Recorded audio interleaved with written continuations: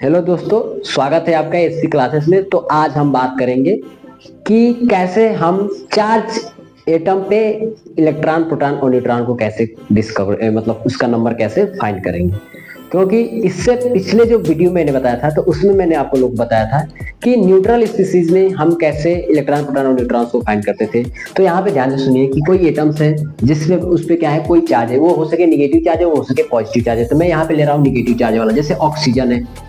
Oxygen पे क्या होता है, टू नेगेटिव चार्ज होता है। क्या होता है, टू नेगेटिव चार्ज है।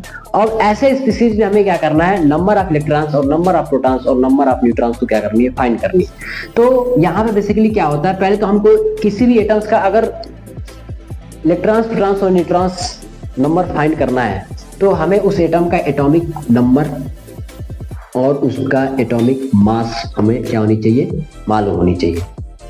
अब इसमें हमें, मैंने बताया था पिछले वीडियो में कि ये जो 8 होता है ये नंबर ऑफ प्रोटॉन बताता है, और ये जो 16 है ये number of proton plus number of neutron का सम होता है।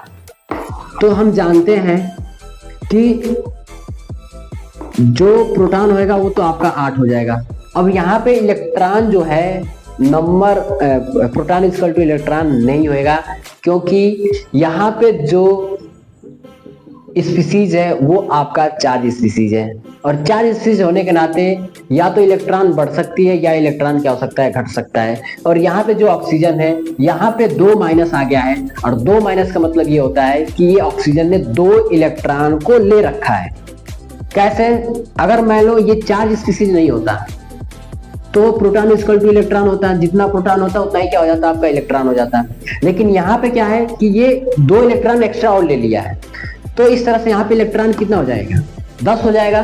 क्योंकि पहले अगर ये स्पीसीज मतलब ये चार्ज स्पीसीज नहीं होता, न्यूट्रल स्पीसीज होता तो प्रोटॉन इक्वल टू इलेक्ट्रॉन होता, तो इस तरह से प्रोटॉन 8 हो जाता है और इलेक्ट्रॉन भी क्या हो जाता है, आपका 8 हो जाता है। लेकिन यहाँ पे क्या है कि ये 2 माइनस होने के नाते 2 इलेक्ट्रॉन एक्स्ट्रा बढ़ चुका है। क्योंकि देखो कोई भी एटम जब इलेक्ट्रॉन लेता है उस पर क्या होता है, जब इलेक्ट्रॉन उस पे लेता है तो उस पे माइनस चार्ज होती है और उसमें इलेक्ट्रॉन्स का नंबर बढ़ जाते हैं। अगर वही कोई इलेक्ट्रॉन डोनेट कर रहा है तो उस पे क्या होता है, इलेक्ट्रॉन्स घट जाते हैं।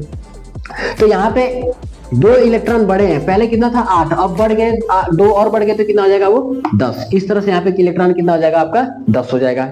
अब बच रहा है आपका न्यूट्रॉन। तो न्यूट्रॉन को कैसे फाइंड करेंगे हम, मैंने बताया कि ना कि ये जो एटॉमिक मास होता है प्रोटॉन प्लस न्यूट्रॉन होता है, तो उसमें प्रोटॉन आपका कितना हो गया है, 8। तो बचा जो न्यूट्रॉन वो 8 हो जाएगा, तभी तो 8 8 16 होगा, तभी तो इसका एटॉमिक मास 16 आ रहा था। तो इस तरह से यहाँ पे न्यूट्रॉन कितना हो जाएगा, आपका 16 हो जाएगा। तो इस तरह से हम किसी भी चार्ज स्पीसीज पे क्या कर सकते हैं, नंबर ऑफ प्रोटॉन और इलेक्ट्रॉन और न्यूट्रॉन को क्या कर सकते हैं, फाइंड कर सकते हैं।